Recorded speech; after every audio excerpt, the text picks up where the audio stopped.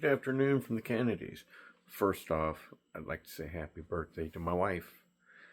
She's another year older this year. And as we get older, we've been together 20 years, I start to realize we've been together almost half of her time on this planet. That's pretty cool. As we continue on, eventually we'll be together over half. It will transfer over to the other way. I thought that was a pretty unique situation. Marriages just don't seem to hold like they used to, unfortunately.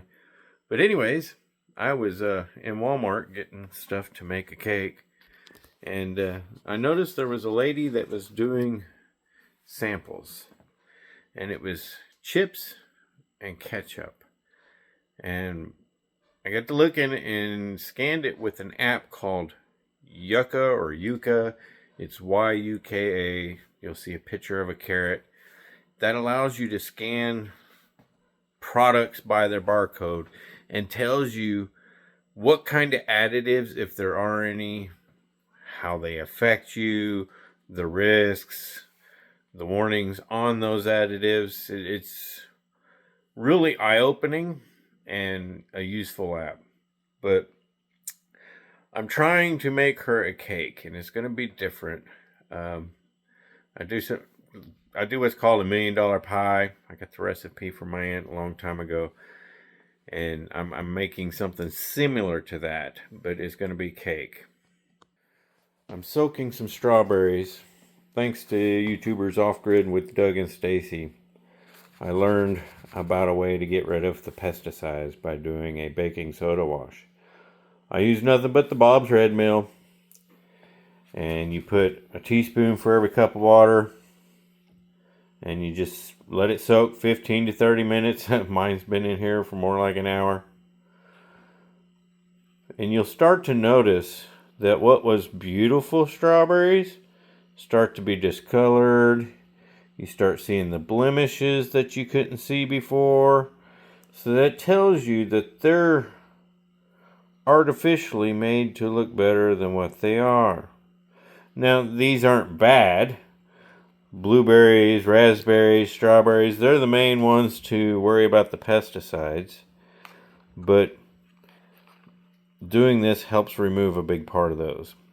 And when you do that to broccoli, cauliflower, your produce will also last longer and stay fresh longer. Take it out of the container, cut the florets off your broccoli, cut the big part of the stem off, stick it in a bowl, do the same thing with the cauliflower, and just soak it. And then I put it in a Ziploc bag, and I'll put a piece of paper towel in there to kind of absorb the moisture. But it stays good a lot longer doing it that way too. But anyhow, what I'm going to do is I'm going to drain these mandarin oranges, and I'm going to mix it into a classic white cake mix. Then, with the oranges inside the cake, I'm going to bake the cake, following the instructions on the cake box. The only difference is it'll have little bits of mandarin oranges mixed in, and I'm going to use a good blender to make it to where the mandarin oranges are little tiny pieces. And I got some crushed pineapple, and I'm going to drain it, and I'm going to mix a small tub, not the big tub, but the smaller tub of Cool Whip, and the small 8-ounce dill of cream cheese. And I'm going to blend those together with the pineapple in it. And that'll be the icing.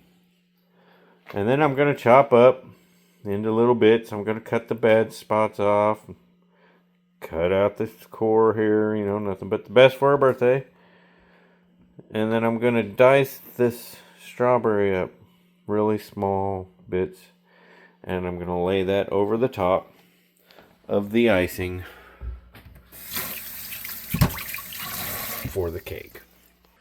And that's going to be the cake that I bake her for her birthday. I'm not a big baker. I usually smoke meats, do a lot of cooking, but not baking. So Wish me luck and her happy birthday. Have a good day.